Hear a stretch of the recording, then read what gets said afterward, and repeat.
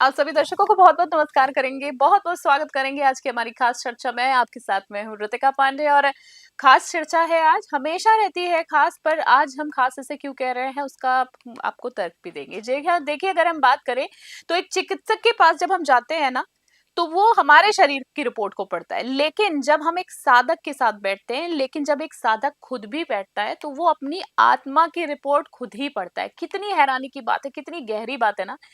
आप उन विराले लोगों में से हैं। आपकी मतलब है यहाँ पर मेरा आज के जो हमारे गेस्ट हैं, जी हाँ, जो कि स्टेथोस्कोप से दिल की धड़कन भी सुनते हैं और मौन में बैठकर चित्त की गहराइयों को भी सुनते हैं। विज्ञान की तार्किकता और बुद्धि की करुणा का जो संतुलन इनके पास है, वो आज की दुनिया में एक संजीवनी का काम कर रहा है। तो आइए संवाद के जरिए हम स्वास्थ्य और चेतना की उस सेतु पर चलते हैं, जिसे इन्होंने अपने जीवन के साथ लोगों के जीवन में भी बदलाव लाए हैं। डॉक्टर सुभाष टेटी आज हमारे साथ जुड़ेंगे। एआरसीएस संस्थान में प्रसिद्ध बाल रोग विशेषज्ञ हैं आप और अनुभवी विपासना साधक हैं। कई वर्षों का लंबा अनुभव है। तो चलिए आज हमारे खास गेस्ट से सबसे पहले आपको सीधे तौर पर मिलवाते हैं। हम चाहेंगे कि हमारे गेस्ट से हमारे को मिलाएं और आज हम उनसे वार्तालाप जारी रखें। बहुत बहुत स्वागत करेंगे डॉक्टर सुभाष टेटी जी आपका। मैं बहुत अच्छा लगा कि आज अपने अपने समय निकाला हमारे लिए। शुक्रिया। डॉक्टर साहब कैसे हैं आप? बहुत बहुत हमने जैसे बहुत आपके लिए बोला अच्छा। संजीवनी का काम कर बहुत रहे हैं। अच्छा। बहुत अच्छा। बहुत अच्छा। बहुत अच्छा, बहुत शांत। हम ये जानना चाहेंगे डॉक्टर साहब, सीधा मन में सवाल है मेरे। ये एक स्ट्रेट फॉरवर्ड अगर मैं आपसे सवाल करूं, सबसे पहले आपके विषय के बारे में, आपके काम के बारे में, विपස්සना के बारे में विस्तार से बात करेंगे। विपස්සना क्या है सर? क्या है विपස්සना? आसान, सरल और कम शब्दों में बताएं। विपश्यना एक साधना की टेक्निक है जो भगवान बुद्ध ने 2500 साल पहले खोजी थी।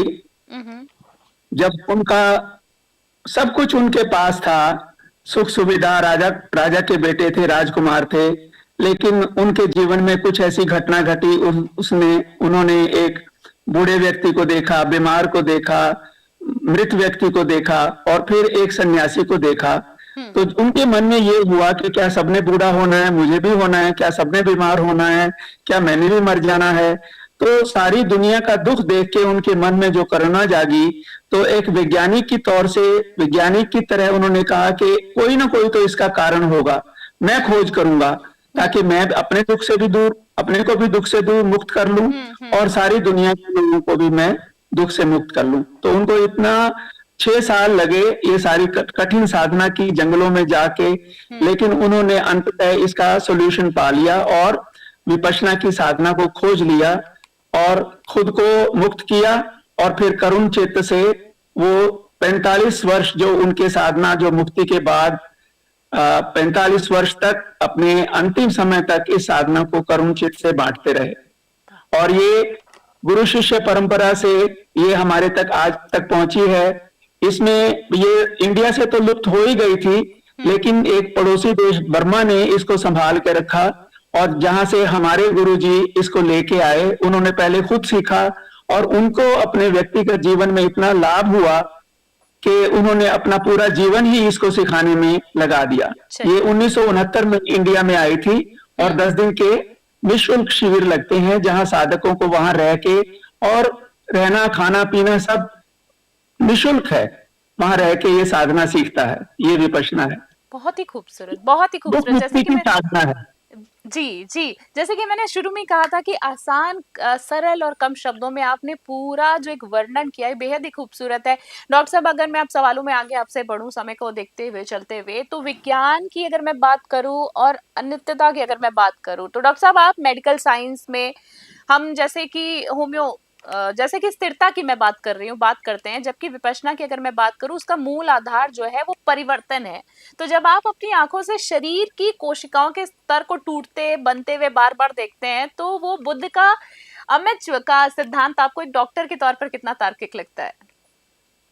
ये तो पूरे यूनिवर्स का नियम है। जो परिवर्तन है ये क्षण क्षण हो रहा है, लेकिन हमारे मन की स्थिति के ऊपर निर्भर करता है। कोई व्यक्ति इस परिवर्तन को सालों में देखता है, कोई उसको महीने में देखता है, और एक ऑर्डिनरी आदमी भी 1 घंटे में क्या परिवर्तन हुआ आसपास।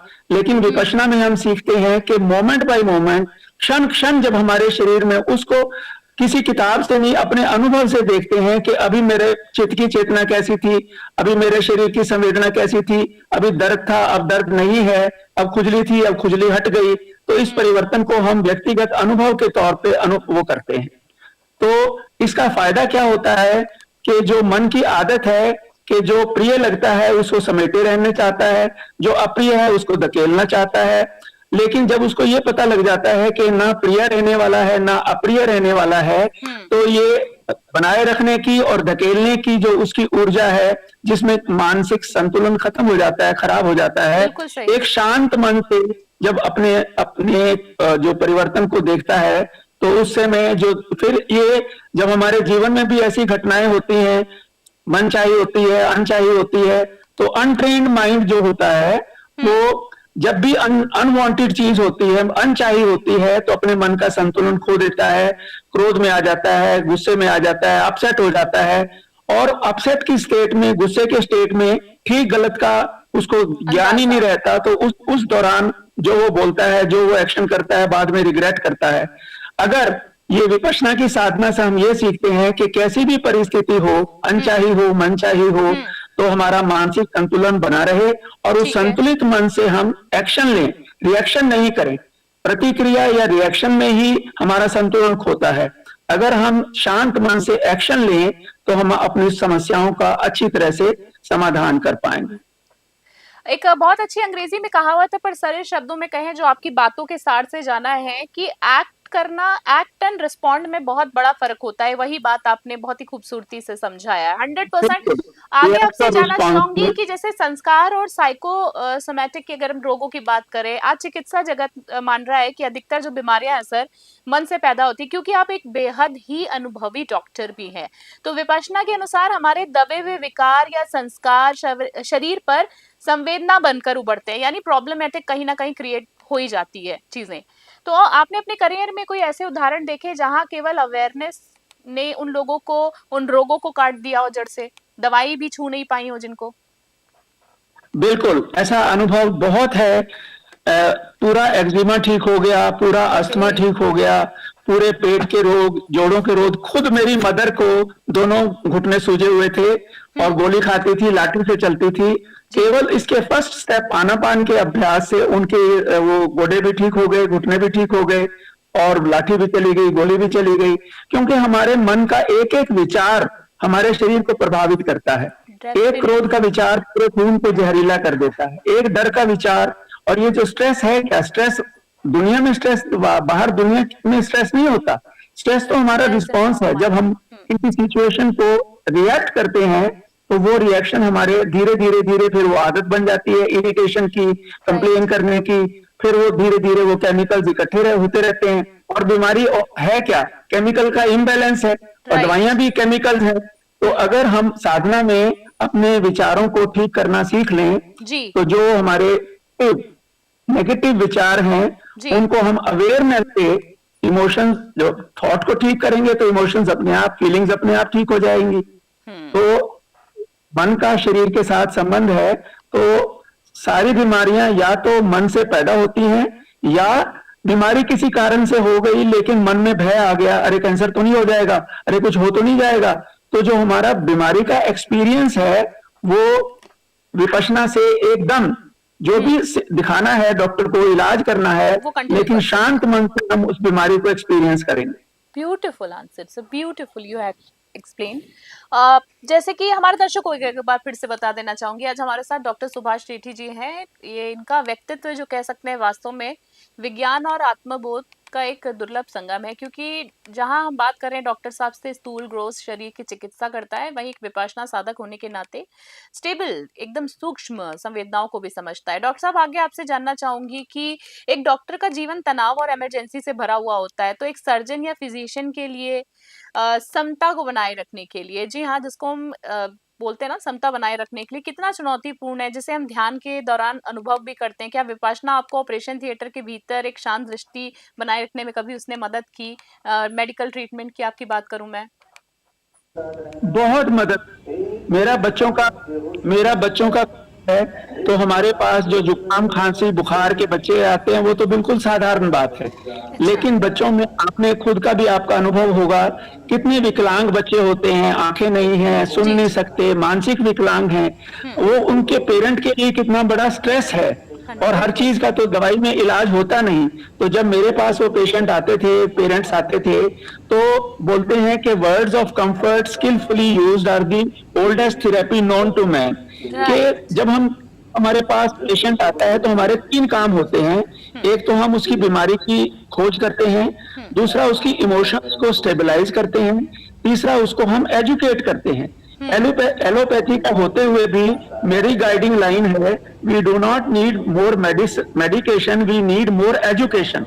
वाओ! तो हम बीमार होने के बने नहीं हैं, अपनी गलती से बीमार होते हैं। राइट, किसी ने राइट, कहा था हम टेस्ट 100% एग्री। करवाते फिरते हैं, don't check your body, check your habits. तो जो हमारी राइट। जो इस खाने पीने का, सोचने का तरीका है, तो यही जब हम भी, किसी ने कहा था diseases are guest because we invite them. ना नॉलेज होने के कारण से हम गलत खाते हैं, गलत सोचते हैं, तो हम तो बीमार होंगे ही। तो साधना से क्या होता है कि जब हम सेल्फ अवेयरनेस में आते हैं, तो मैं अपने शरीर के प्रति क्या गलत कर रहा हूँ वो एकदम दिख जाता है। हुँ। तो धीरे धीरे धीरे धीरे हम उसको जब सुधारते हैं तो हमारा हेल्थ लेवल भी इम्प्रूव हो जाता है। Beautifully sir. जितने भी सवाल जवाब थे हमारे, काफी बातचीत में आपने सारी चीजों को कवर किया। एक छोटा सा, कम शब्दों में, मैं आपका ज्यादा समय ना लेते हुए, एक मैं आपसे आखिरी सवाल आज की चर्चा का करना चाहूंगी कि जैसे कि एक लॉन्ग टाइम मेडिटेटर होने के नाते अब भविष्य की चिकित्सा पद्धति में मेडिटेशन को एक सप्लीमेंट के रूप में देखते हैं या एक आधार, जिसको हम इंग्लिश में बोलते हैं फाउंडेशन, के रूप में देखते हैं?